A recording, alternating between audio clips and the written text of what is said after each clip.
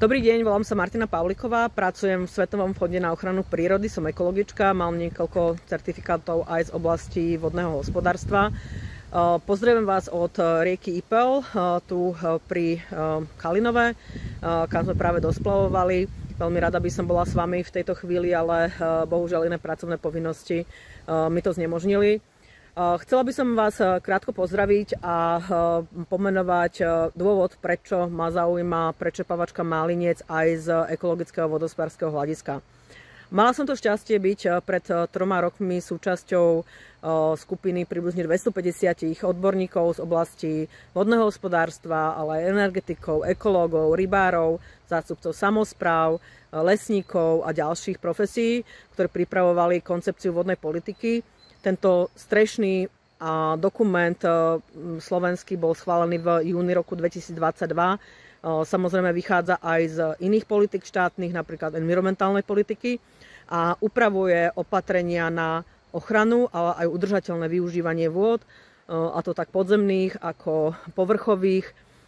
Má 10 oblastí. Tie oblasti sa týkajú napríklad ochrany vôd čo sa týka živých riek, čiže ako ekosystémov, ale napríklad aj vody v krajine, vody v urbanizovanom prostredí, financovania aktivít vo vodnom hospodárstve, a jedna časť sa týka samozrejme aj pitnej vody.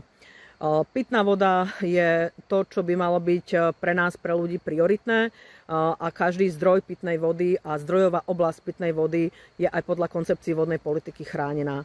Práve zdrojové oblasti pitnej vody v prípade Málinca sú aj v oblasti Čechánok, kde je naplánovaná prečerpávačka alebo horná nádrž prečerpávačky Málinec.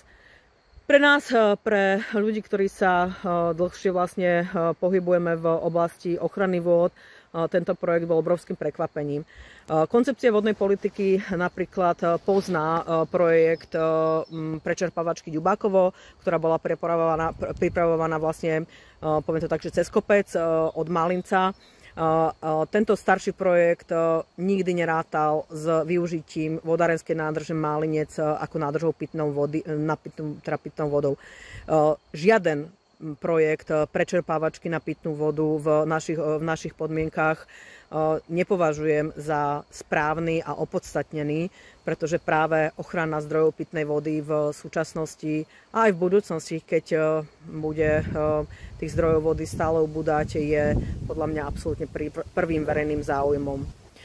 Chcela by som vás poprosiť, aby ste rozhodovali uvážlivo, brali do úvahy všetky vlastne rozličné údaje, ktoré sa vám podarí získať, a hlavne sa veľa pýtali, pretože koncepcia vodnej politiky nie je spracovaná na 1 rok alebo na 3 roky, a keď neobsahuje vlastne takéto stavby, tak je to z toho dôvodu, že naozaj tá pitná voda je považovaná aj vo vodnom hospodárstve za najväčšiu prioritu. Ešte by som chvíľou povedala niečo krátko k Ďubákovu. Ďubákovo teda je v koncepcii vodnej politiky označené za projekt, kde štát nebude pokračovať v príprave tohto diela, tak ako nebude pokračovať v príprave vodného diela Slatinka a Tichý potok. Dôležitý je ten detail štát. To znamená, že slovenské elektrárne, ktoré pripravovali Ďubákovo, tak môžu ďalej pripravovať a aj realizovať, ak to bude potrebné, tento projekt.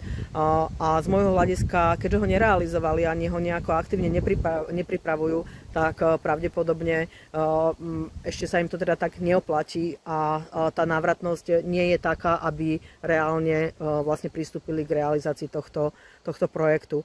Preto nás veľmi prekvapilo, že sa začína hovoriť o Málinci, ktorý nie je v žiadnom územnom pláne, v žiadnej koncepcii, a vlastne realizovateľnosť tohto projektu je veľmi otázna. Dôležité tiež je povedať to, že naozaj tá pitná voda by mala byť prioritou pre všetky profesie a mala by byť na tom prvom mieste, pretože bez tej elektriny pri najhoršom sa zaobídeme, aj keď by to bolo veľmi ťažké, ale bez pitnej vody nie.